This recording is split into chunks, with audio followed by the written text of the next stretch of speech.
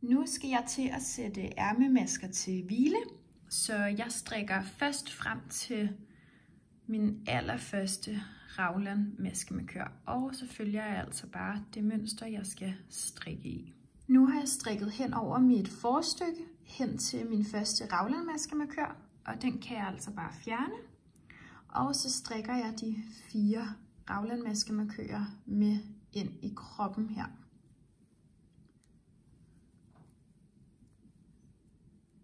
Sådan. Og så kan jeg fjerne den næste. Nu skal jeg sætte mine ærmemasker til hvile, så jeg finder lige min tråd frem, som de skal sidde på hvile på. Nu har jeg fundet min tråd frem og sat den på en uldnål, og så begynder jeg altså bare at sætte alle maskerne til hvile ved at føre dem over på hjælpetråden. Og det gør jeg indtil, at jeg har fået sat alle maskerne hen. Nu har jeg nået hen til den sidste maske, og det kan jeg se, fordi jeg er nået til min maskemarkør ved min raglanmasker. Så den kan jeg altså også igen tage af. Og så sætter jeg altså bare lige alle maskerne til hvile på den her hjælpetråd. Og når de er sat til hvile, så skal jeg til at slå lykkeopslag op mellem mine ærmer. Nu er mine ærmer sat til hvile, og derfor skal jeg nu til at slå lykkeopslag op under ærmerne. Og det gør jeg ved at krydse garnet ind over hinanden, sådan her, som en lykke, og så sætter jeg den på her. Og det gør jeg det antal gange, som der står i opskriften. Sådan der. Og så er jeg klar til at strikke videre her på mit bagstykke. Så der strikker jeg igen over raglanmaskerne, sådan så de kommer til at indgå i min krop. Og så kan jeg fjerne min maskemarkør her. Og sådan fortsætter jeg altså bare at strikke videre og gentager præcis det samme ved det andet ærme.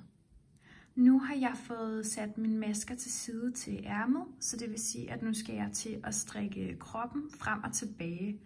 Og jeg strikker kroppen frem og tilbage i præcis det samme hulmønster med de 10 pinde. Og det er kun med undtagelse af pinde 5 og 8, som er en lille smule anderledes. Ellers er alle de andre pinde fuldstændig, som de har været på bagerstykket. Så jeg går altså bare i gang med at strikke frem og tilbage. Og ved at gøre det og følge mønstret, så kommer jeg også til at inkludere mine raglanmasker og min lykkeopslag i mønstret, fordi jeg altså bare følger det allerede etablerede mønster. Så nu går jeg i gang med at strikke frem og tilbage, og så viser jeg, når jeg når til pinde 5 lige om lidt. Nu er jeg nået til at skulle strikke pinde 5, og det der er anderledes ved pinden er, at der ikke længere er raglanmasker, man skal tage højde for. Så det vil sige, at det jeg gør på pinde 5, det er, at jeg strikker min kantmaske ret, og så lige efter kantmasken, der skal jeg lave et omslag. Så det gør jeg nu. Og så efter omslaget, der strikker jeg 2 masker ret sammen. Så laver jeg et omslag, strikker 2 masker ret sammen, og det gør jeg hele pinden ud.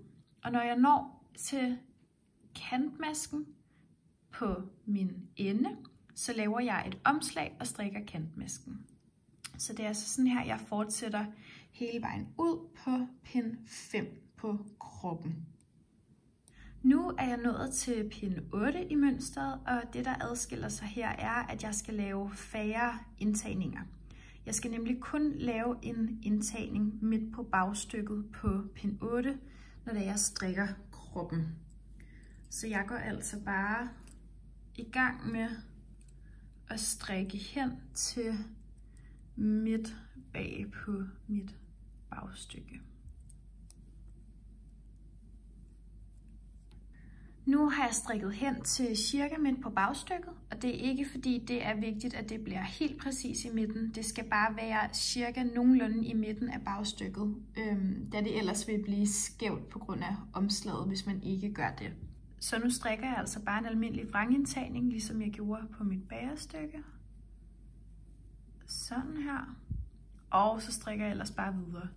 Og det er altså det her hulmønster over de her 10 pinde, som jeg gentager indtil min cardigan måler det, den skal. Og det er altså præcis det samme mønster som på bagerstykket.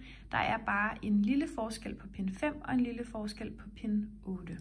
Men ellers fortsætter jeg altså bare, til den har den længde, den skal have. Nu er jeg nået ned til bunden på min cardigan, hvor at jeg skal strikke en ribkant. Så jeg har skiftet ned til nogle mindre pinde. Og nu skal jeg strikke rib. Det er vigtigt, at jeg stadig starter med at strikke min kantmaske ret, og det gælder hele vejen ned. Så nu kan jeg gå i gang med at strikke rib. Jeg starter med en retmaske, og så skal jeg lave en indtagning her, for at gøre, at jeg får et ulige antal masker. Så jeg laver altså bare den samme slags indsætning, som jeg lavede op på bagerstykket, ved at strikke 2 vrangmasker sammen. Og så fortsætter jeg ellers bare med at strikke rib. Så jeg strikker ret, vrang, ret, vrang. Og det gør jeg hele pinden ud. Nu har jeg fået strikket første pind på min rib. Og så strikker jeg altså min kantmaske ret. Så vender jeg mit arbejde om. Jeg har altså igen strikket min kantmaske ret om på vrangsiden, og så skal jeg altså bare følge det mønster, der ligger her. Så jeg går bare i gang med at strikke ribben. Og det er altså sådan her, jeg strikker rib frem og tilbage i bunden af min cardigan. Og når jeg når til aflukningen, så er der beskrevet italiensk aflukning i opskriften, men man kan selvfølgelig vælge at lukke af med almindelig aflukning eller hvilken som helst aflukning, man har lyst til. Og sådan afslutter jeg altså bunden af kroppen på min cardigan. Nu skal jeg til at strikke mit ærme, så jeg skal sætte de masker, der har ligget til hvile, tilbage på min pind. Så jeg begynder bare at føre min pind tilbage igennem de åbne masker. Det gør jeg indtil at jeg har fået alle de masker, der har ligget til hvile, tilbage på min pind. Nu har jeg fået sat alle mine masker tilbage på min pind, så nu skal jeg begynde at samle masker op. Jeg skal allerførst samle en ekstra maske op inden min lykkeopslag. Så det vil sige, at jeg skal ned og fange den overgang, der ligger imellem et opslået opslag og de masker, der allerede er på pinden. Så det vil sige, at jeg finder den maske, der ligger lige ved siden af den maske, jeg har på min pind. Den går jeg ind i forfra med pinden sådan her. Så slår jeg lige garnet om pinden, og sådan der, så har jeg en maske. Så skal jeg ind og fange lykkeopslaget. Man kan se, at jeg har haft slået en maske op her. Så der tager jeg min pind forfra ind midt igennem, slår garnet om pinden, trækker garnet igennem, og så har jeg altså slået en maske op i min lykkeopslag. Så skal jeg igen fange en maske her i den anden overgang, og det er den her maske, der ligger her, fordi det er den første maske, der ligger ved siden af maskerne på min pind. Så der går jeg forfra, ind igennem masken, henter tråden, sådan der. Så har jeg slået maske op i min lykkeopslag, og det skal jeg altså gøre det antal gange, der står i opskriften. Og så har jeg fanget en ekstra maske ved hver overgang. Og så skal jeg altså bare placere min maskemarkør her i midten af de nye masker, jeg lige har fået slået op, og så kan jeg begynde at strikke rundt.